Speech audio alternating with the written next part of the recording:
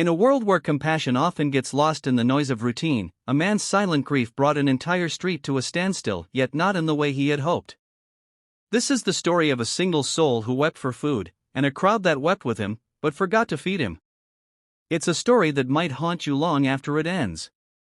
Welcome to Storytelling and Beyond, where we bring you emotional, motivational tales that reflect the truths of humanity.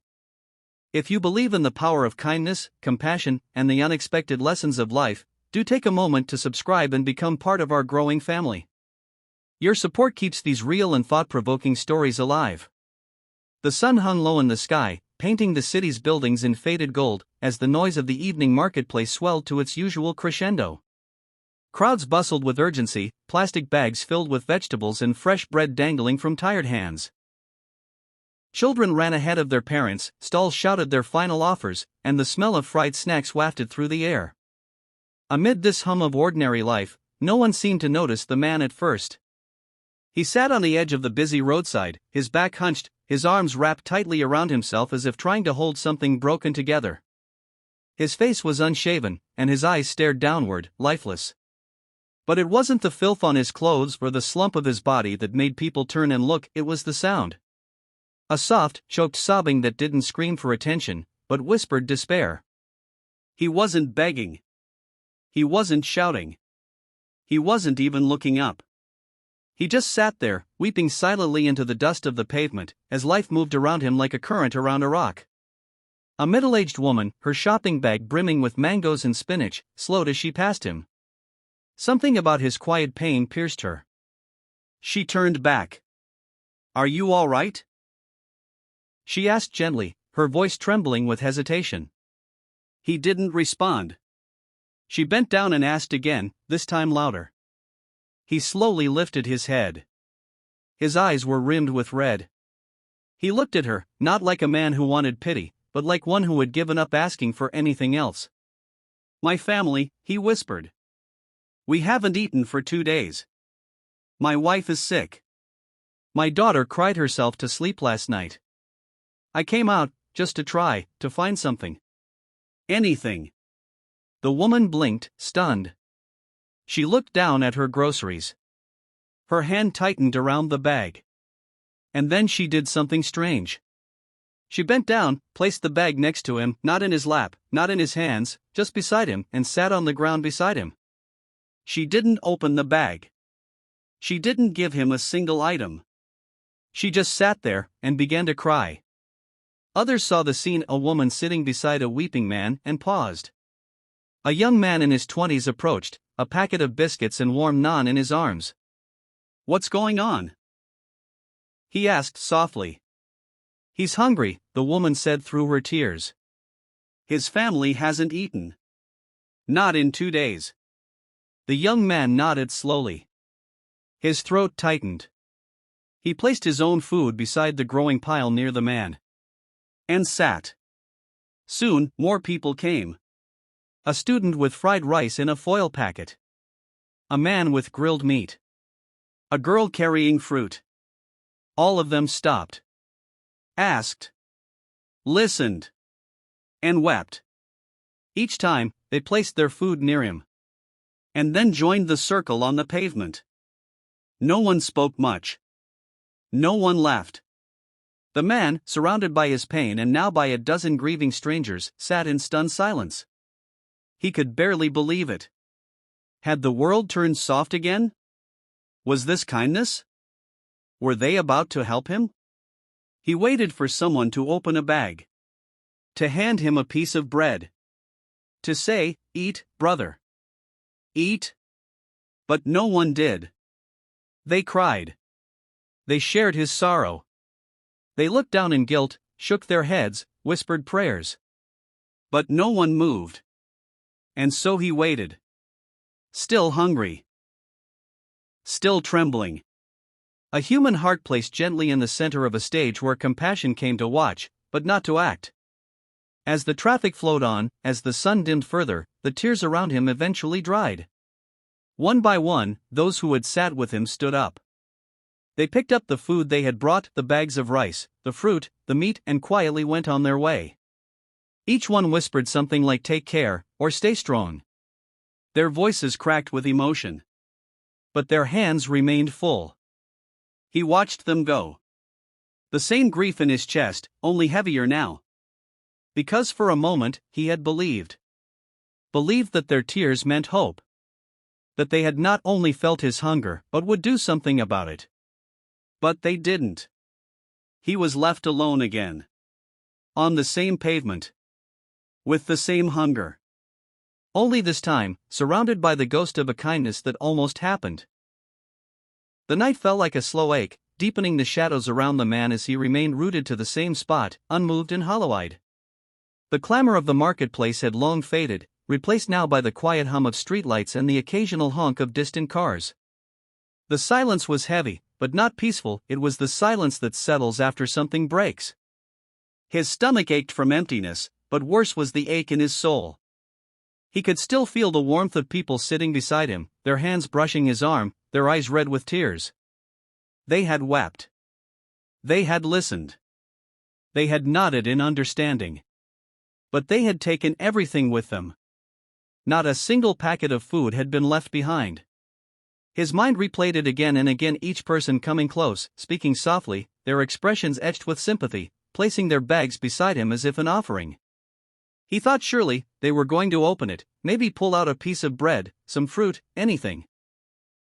His heart had pounded each time someone reached into their bag. But every time, they just rested it near him, shared in his grief with silent tears, then picked it back up when they stood and walked away. He wasn't angry.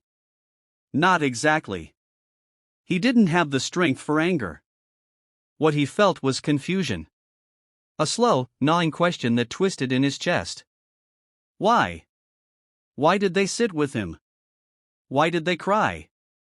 What did it mean to share grief if it changed nothing? His eyes fell on the space where the bags had been, now just bare concrete. No crumbs. No wrappers. Just emptiness, like the one inside him. He looked down at his hands, resting limp on his lap. They were shaking, not from cold, but from the weight of helplessness. He was a man, a husband, a father. And in the eyes of strangers, he had been worthy of sympathy. But not a sandwich. He imagined his wife lying weak on the floor of their rented room, his daughter's frail voice asking for dinner. What would he go back with? Tears? A slow movement caught his eye, a stray dog wandering the edge of the road, sniffing the ground. It came close, paused near him, and looked up. Its eyes mirrored his. Hungry. Tired. Alone. The dog sat. And for a while, they just stared at each other, man and animal, bound by a silent understanding. He almost laughed, a dry sound like rust. Even the dog hadn't been offered a scrap. Moments later, footsteps echoed again.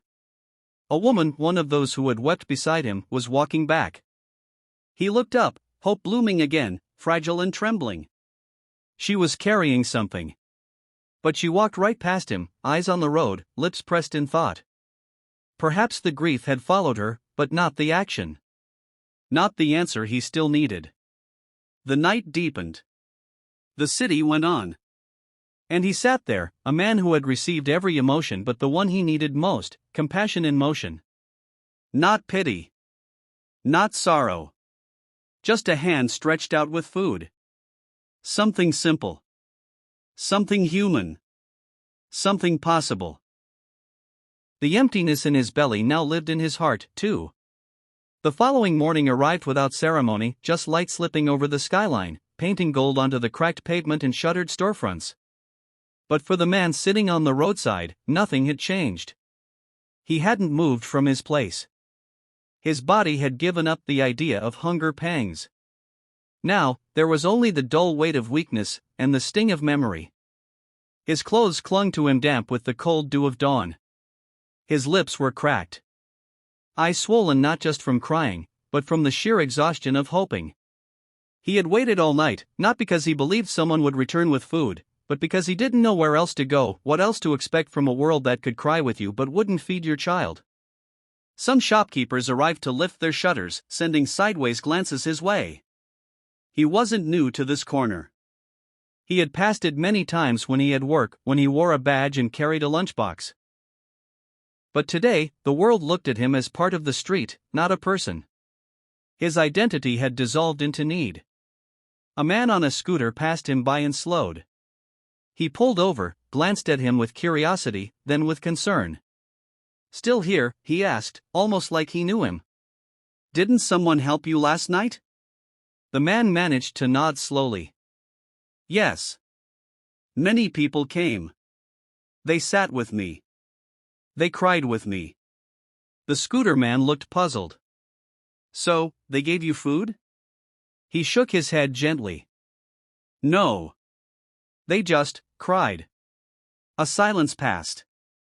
The scooter man didn't seem to understand. Maybe no one really could. Because how do you explain to someone that your grief was acknowledged, even shared, but never answered? "They all left," he whispered. "With their groceries. Their bags full. But I'm still empty." The scooter man scratched his head, said nothing, then drove off. No food.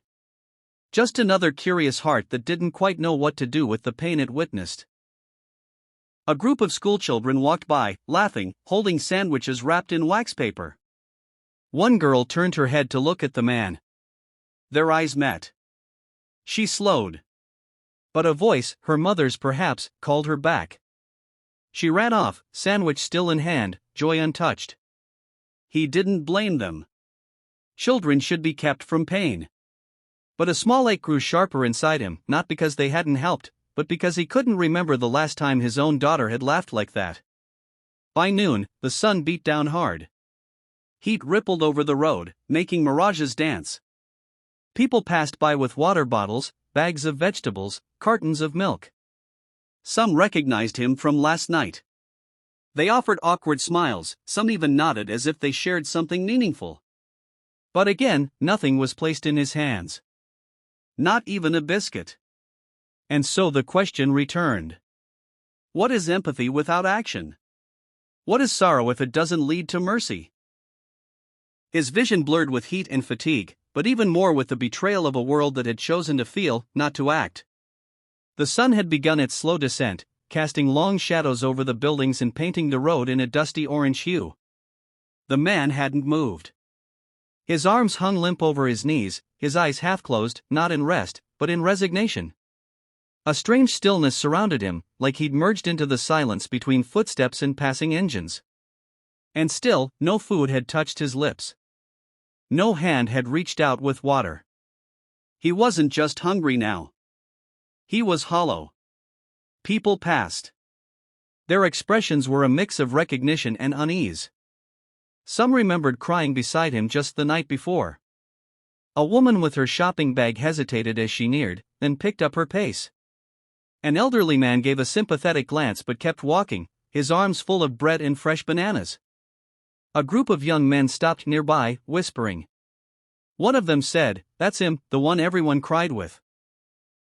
Another replied, "Yeah, I saw him on someone's Instagram." Poor guy. But what can we do? They stood there for a while, just watching. Then, just like the others, they walked on. For the man on the ground, the world had become a blur of faces, some familiar, some not, but all blurred by the same thing, inaction. They had cried with him, yes. But not a single hand had given him bread. And now, he no longer had the strength to even ask. A small boy walked up timidly, clutching a packet of chips. He looked at the man with large, uncertain eyes. The boy's mother called to him, sharply. He stepped back, hesitated, then ran off, the packet still clutched in his tiny hand. That moment hurt more than the hunger itself. It was strange, he thought, how people could feel so much, yet give so little. How they could sit beside you, weep beside you, but never cross that invisible line between sympathy and sacrifice. Was it fear? Was it helplessness?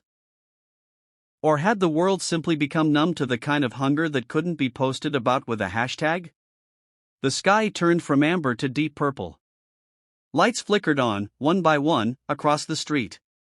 The day's end had arrived like any other, and still, he sat there, untouched by mercy. A dog approached, sniffed his foot, and then lay beside him. The animal, too, looked weary. For a while, neither of them moved. Two creatures forgotten, not out of cruelty, but out of convenience. And yet, even then, he believed that someone, anyone, might still turn back. That may be one of those tearful people from the night before might come with a piece of bread or a flask of warm tea. But belief fades with time. And when it runs out, it doesn't scream or shatter. It simply slips away, quietly, like light disappearing behind a closing door. And in that final hour, he didn't cry. He couldn't. Grief had emptied him. Hunger had dulled him. And hope had left him entirely. If we are moved enough to cry, are we not moved enough to act? And if we walk away from the hungry while our arms are full, what then do our tears mean? This is not just a story of one man. It is a mirror. A question. A wound asking to be seen. If this story touched you, don't let it end here. Subscribe to Storytelling and Beyond for more stories that speak to the soul. Your support helps keep voices like his heard.